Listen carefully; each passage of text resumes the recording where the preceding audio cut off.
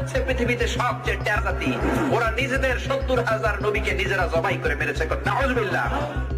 একটি সফর, হাজারো অনুসারীর অপেক্ষা, কিন্তু হঠাৎই থেমে গেল সবকিছু। বিমানবন্দরে যাওয়ার আগেই আটকে গেল পুরো পরিকল্পনা। জনপ্রিয় ইসলামী বক্তা মিজানুর রহমান আজহারীর অস্ট্রেলিয়ার ভিসা বাতিল করা হয়েছে। ব্রিটিশ সংবাদ মাধ্যম ডেইলি মেল জানায় এই তথ্য।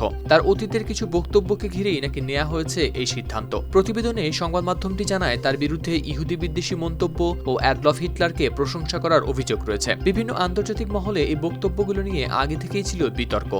হিটলার ইহুদি মেরেছে ৬০ লাখ, কয় লাখ? প্রথমে এই ঘটনাটি প্রকাশ করে একটি আন্তর্জাতিক সংবাদ মাধ্যম, যেখানে বলা হয় প্রায় ১ কোটির বেশি অনলাইন অনুসারী থাকা মিজানুর রহমান আজহারী এশিয়া, মধ্যপ্রাচ্য এবং পশ্চিমা প্রবাসী সম্প্রদায়ের মাঝে নিয়মিত বক্তৃতা দিয়ে থাকেন। ওরা ছড়িয়েছে পৃথিবীতে। প্রথম বিমান ছিনতাই পৃথিবীতে ছিল না, ইহুদির বাচ্চারা করেছে। বম্বিং হামলা পৃথিবীতে ছিল না, ইহুদিরা করেছে। অস্ট্রেলিয়ায় তিনি লিগ্যাসি অফ ফেইথ শিরোনামের একটি ধারাবাহিক কর্মসূচিতে অংশ নিতে যাচ্ছিলেন। সফরসূচিতে ছিল ব্রিসবেন, মেলবোর্ন, সিডনি ও ক্যানবেরা, কিন্তু সফরের মাঝপথেই বাতিল করা হয় তার ভিসা এবং বর্তমানে তাকে রাখা হয়েছে নির্বাসনের অপেক্ষায়। এদিকে এই সিদ্ধান্তের পেছনে স্থানীয় রাজনৈতিক চাপও ছিল বলেও জানা গেছে।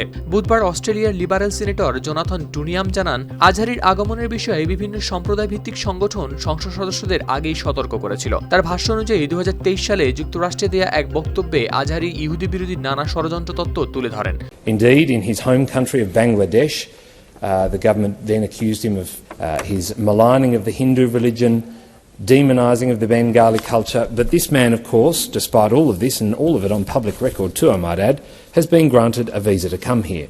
So this is the same government allowing a man like that to come into Australia and have হলোকস্টের প্রশংসা করেন, ইহুদিদের অমানবিক উপস্থাপন করেন এবং তাদের সঙ্গে সম্পর্ক ছিন্ন করার আহ্বান জানান। আজহারী তার বক্তব্যে আরও দাবি করেন এইডস সহ বিশ্বের বিভিন্ন সমস্যার জন্য ইহুদিরাই দায়ী এবং অভিযোগ করেন যে তারাই এই রোগটি আবিষ্কার করেছে। এদিকে এর আগে যুক্তরাজ্যেও তার প্রবেশে নিষেধাজ্ঞা দেওয়া হয়েছিল বলে উল্লেখ করেন এই সিনেটর। বাংলাদেশেও তার কিছু বক্তব্যকে ঘিরে সমালোচনা ও নজরদারির কথা উঠে আসে।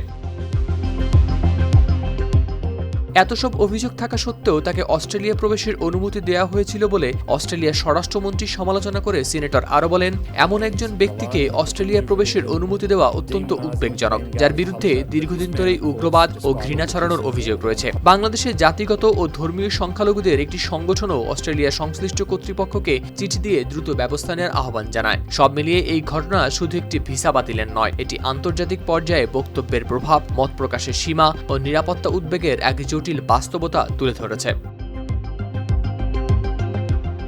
হাওলাদার শামীম, RTV।